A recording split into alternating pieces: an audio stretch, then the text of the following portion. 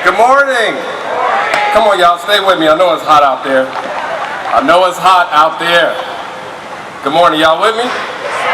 All right. So first, before we begin this talk, we gotta give some thanks. I know we stood earlier, but just to give a shout out to Tracy Artist who have put this incredible event. Can we give Tracy some love?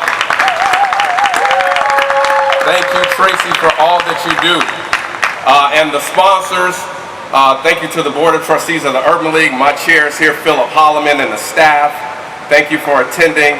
Got to send a shout out to other brothers who are here. I see Joe Mallory, president of the NAACP, is here. Rep Ingram, so many people. I saw Michelle Lemon Kearney, councilwoman, a lot of folks out here. Thank you, AFTAB there. Thank you all for being here. I appreciate it. Please, if I forgot some folks, charge it to my heart, okay? Not my head, okay? And of course, the Iris Rowley. Anytime I can go behind Iris, I am honored. One of the people to embrace me when I moved here. So, let's get into it. Can we get into it right now?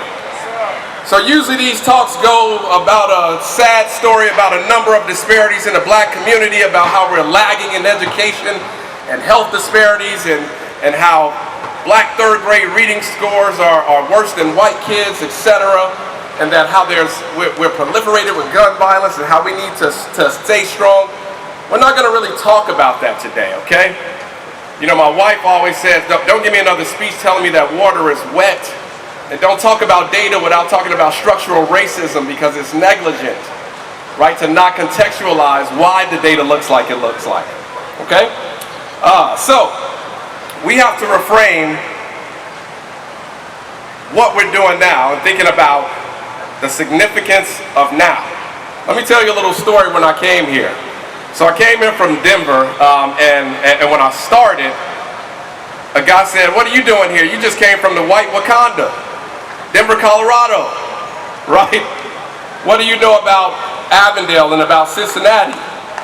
A guy came to my office and he visited me, and he said, "What's your vision for the Urban League? Our community is hurting. What are you going to do?" Well, it was like my second or third day here, and I said, you know, I have to build trust. I have to do community engagement. This is not just about Eddie. This is about a community. And he said something to me that I'll never forget. He said, "While you're building trust, we're still dying." Right? So the significance of now and taking actions. So we understand now the power of restraint. Do we realize right now that there's an economic revolution happening in this country? I call it the democratization of work. Now, by a show of hands, how many of us have heard we can't find employees right now? We can't find qualified workers.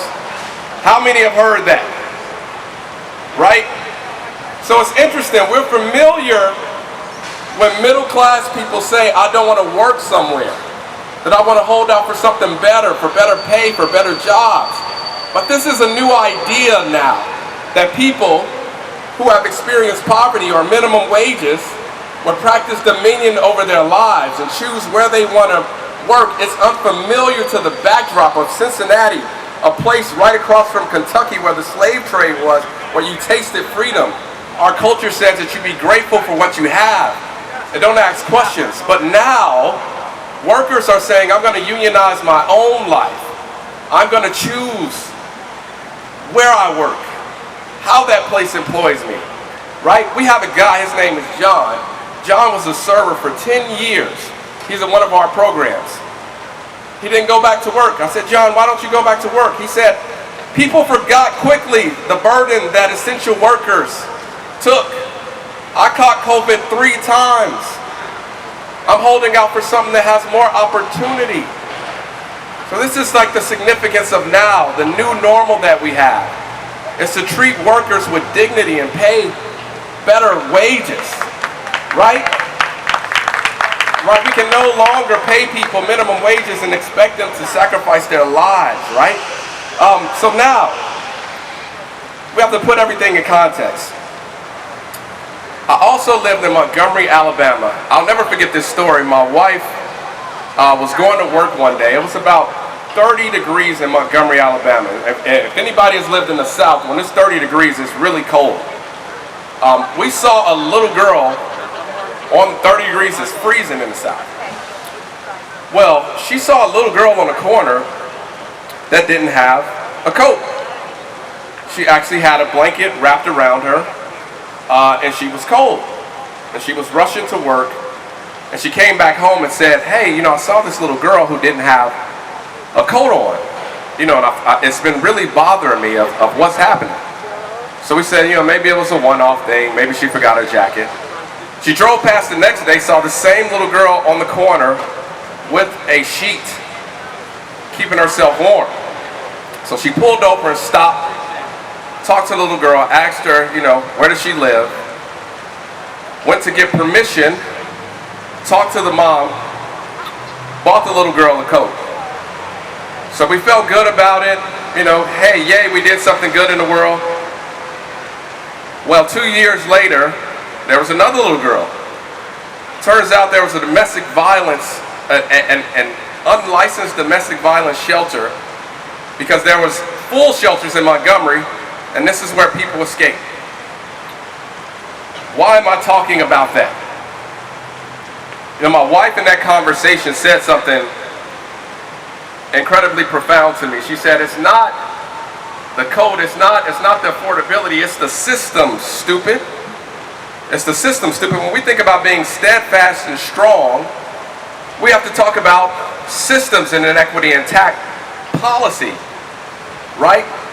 So our issues are moving outside in Cincinnati, the 52 neighborhoods there. From 1999 to 2017, poverty increased in every suburb in Cincinnati. And then COVID happened, right? So, we know about the issues and the efficacy and the resiliency of the people of Lincoln Heights and the struggle, and we'll continue to help them now. We also know that Silverton is 50% black and has an affordable housing crisis, and we're going to help them there as well. What is uprooting our families right now? We can't talk about affordable houses without talking about wages, right? And that the 5 top professions in Cincinnati do not pay $55,000 a year. Is what you need to live a quality of life for a family of 4 in Cincinnati. So, the next State of Black Cincinnati, which we produce, where we talked about the data, the economic data around criminal justice, around housing, around policing and disparities. We will talk about the structural racism that inhibits the data to persist in the first place. If we really want to be persistent in talking about being steadfast and strong, we have to be brave truth tellers like Iris Rowley, who's been doing this work for over 20, 30 years, of saying it's not just the data, it's the policy. We have to be careful about our narrative too. Do we know that black women are the fastest growing entrepreneurial segment in the United States right now? Right now? You talk about steadfast and strong, they're also the fastest growing group to attain degrees in colleges, more than Asian women, Asian men, white women, black women. So for my corporate folks out there, I see some of y'all getting a little uncomfortable. Some of y'all at tables, it's like, hold on, where's he going? This is what freedom looks like. When you can say what you want to say and speak with a level of truth and veracity, that's the only way we're really going to help our community. When we talk about steadfast and strong, right? We got to talk about the policy. So we have to be brave and imperfect. We have to listen to very real but seemingly imperfect articulations of skepticism, of bluntness, of calls for policy change, whether it's calling folks Karens or sellouts for kneeling with cops, or saying defund the police. Is imperfect.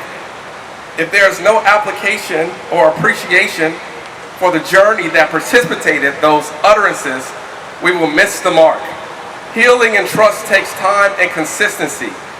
And now is the time, whether you are a corporation, whether you run a PTA, whether you work for the Urban League, whether you're a vice president at your company, that you weaponize your influence. We take our individual privileges to make this as a community of what it should be and not what it is.